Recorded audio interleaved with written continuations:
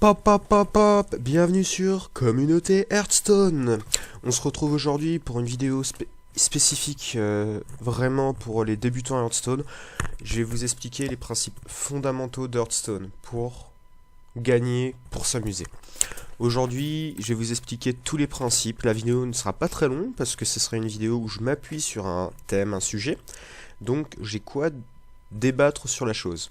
D'abord, je vais vous parler de la mana curve. C'est peut-être dur à dire, c'est pas très dur à compliquer. En fait, une mana curve, c'est un équilibre, comme sur une balance.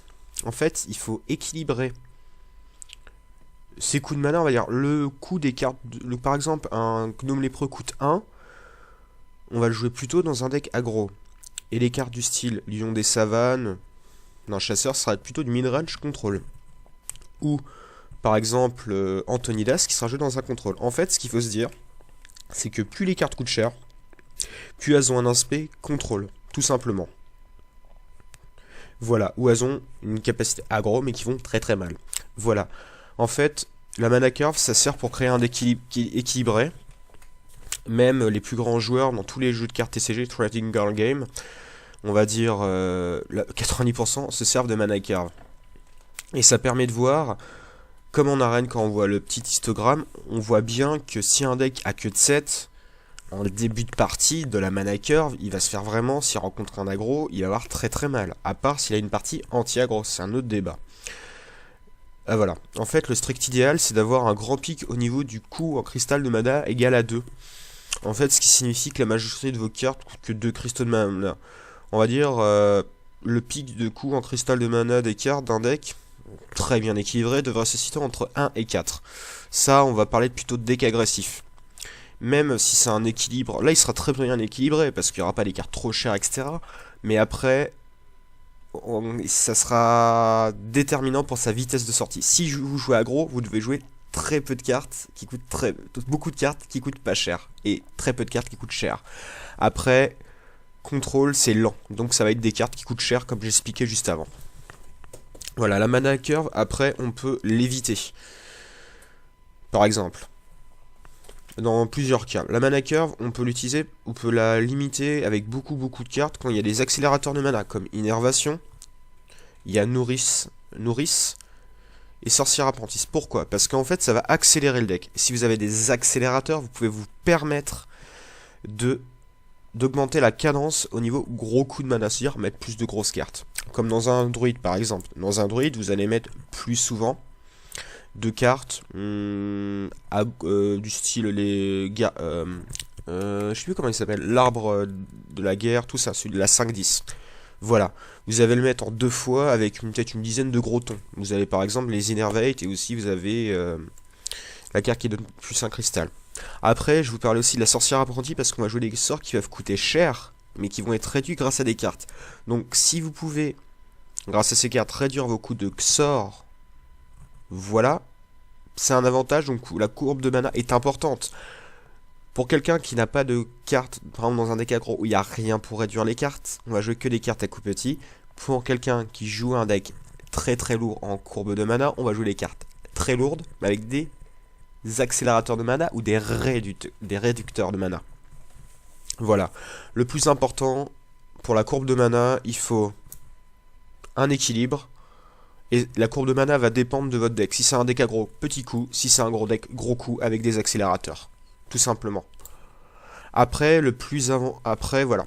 Je pense que on arrêtera ce sujet-là sur la courbe de mana. Je pense que j'ai tout dit. Voilà. Ensuite, on va parler du card advantage. Le card advantage, c'est la stratégie la plus importante. Ça veut dire qu'on a une dominance directe sur la partie. Par exemple, un card advantage, c'est par exemple, si l'adversaire a 2 cartes en main et moi que j'en ai 6. Je suis en plus 4.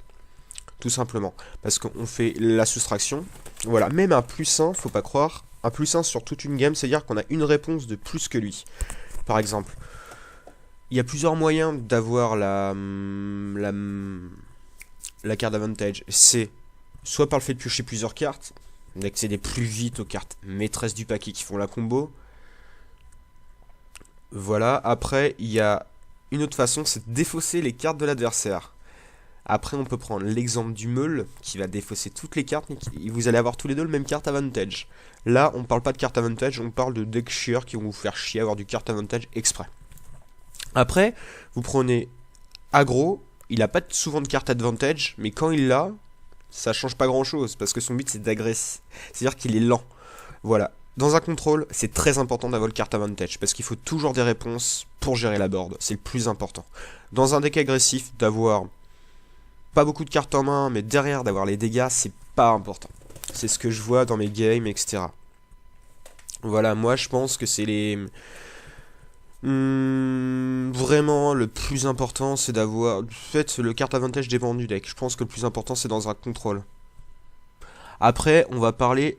Voilà, je pense que ça suffira pour le niveau carte avantage. J'essaye de faire quelque chose de court et de compréhensif. Si vous n'avez pas compris ce que j'ai dit durant la vidéo, il faut me le dire et que je referai une vidéo plus claire.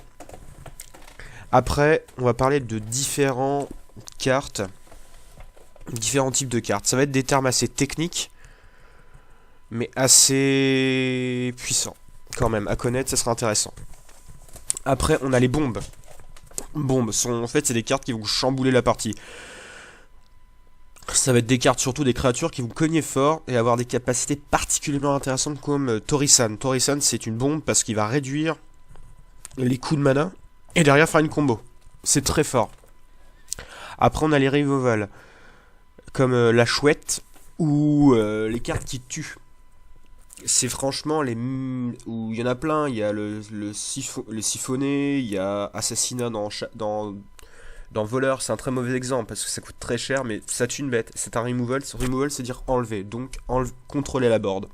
Après, il y a les cartes Unearther. C'est les cartes en fait qui vont booster vos serviteurs et leur donner des nouvelles capacités.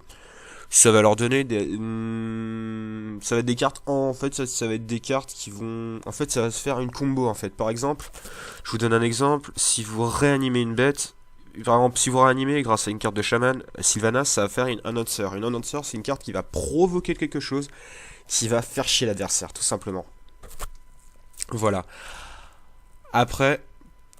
où on peut en parler aussi, il y a les aggro et advantage. Ceci, c'est... on va parler de cartes qui... Dans aggro, on va parler de cartes à bas coût de mana et à forte attaque. Comme Gnome Lépreux qui a une capacité, donc ça fait 4 d'attaque, en théorie, s'il arrive à taper directement. Après, il y a comme carte aggro, il y a le Sergent Grossier qui a sa capacité, c'est de type aggro. Voilà. Après, on parle aussi d'advantage comme carte. Advantage, c'est les cartes qui vont accélérer la partie. Advantage qui vont provoquer une accélération de la partie juste avec cette carte comme Innervate. Par exemple, tour 4, le mec va te poser juste lui une carte pas trop mal, mais gérable. Toi, tu sors un Torisan où il va prendre 2 tours et le Torisan sera déjà installé. C'est ça qui va poser problème quand on joue une carte advantage à l'adversaire.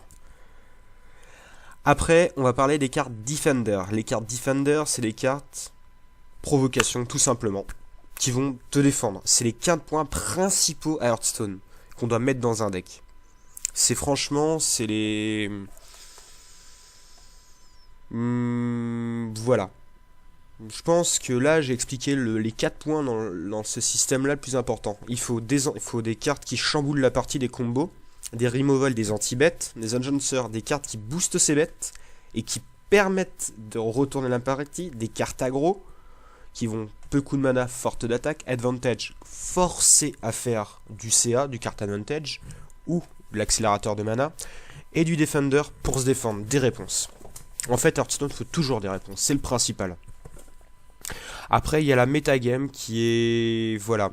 La metagame, ce sont les stratégies les plus courantes. C'est le dernier point que je vais voir. C'est franchement, pour être un bon joueur en légende, je l'ai déjà été, il faut bien se renseigner sur les metagames et voir les cartes qui sont le plus jouées.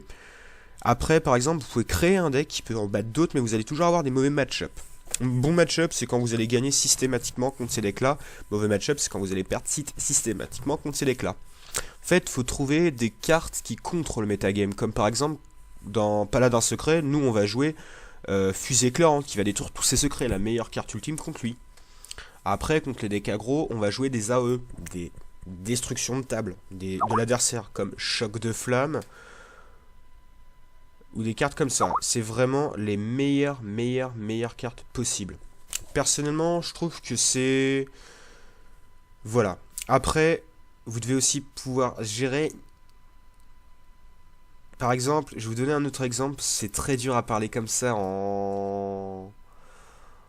quand même, c'est... Par exemple, je vous donne un exemple. Vous jouez un deck aggro. Il y a un deck aggro en face de vous, vous jouez de contrôle. Votre but, ça va être de raser et à la fin de jouer des grosses bêtes. Donc vous devez jouer pas mal de choses.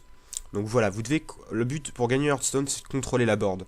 Vous contrôlez la board, à part dans aggro, le but c'est de foutre plein de dégâts. Dans contrôle, c'est de gérer toute la board. Ne pas se faire déborder par les dégâts ou par les boards. Voilà.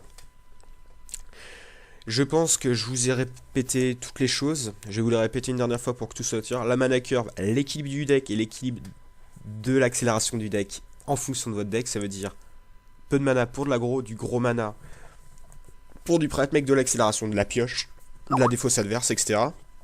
De carte advantage, avoir toujours du CA pas trop éloigné de l'adversaire. Si vous êtes s'il est en plus 6, ça va être dur de résister si vous jouez aggro, à part si vous avez le létal ou le kill au prochain tour. Le system ride. Le system ride, c'est ce que je vous explique. Bombe. Cartes qui peuvent changer la game. Removal, qui détruit les bêtes. Enchanter, les cartes qui boostent votre bête pour se transformer en bombe, donc qui vont vous permettre de gagner la game. L'aggro, les cartes qui foutent des dégâts. L'advantage. L'advantage, c'est plus de mana et plus de pioche. Après, il y a Defender, les cartes taunt. Défenseur d'Argus, par exemple. Et la metagame. Bien se renseigner sur la metagame et jouer des cartes contre le metagame. C'est tout ce que je peux vous conseiller. Voilà. C'était Communauté Hearthstone pour vous servir. Je vous dis à la prochaine dans une prochaine vidéo.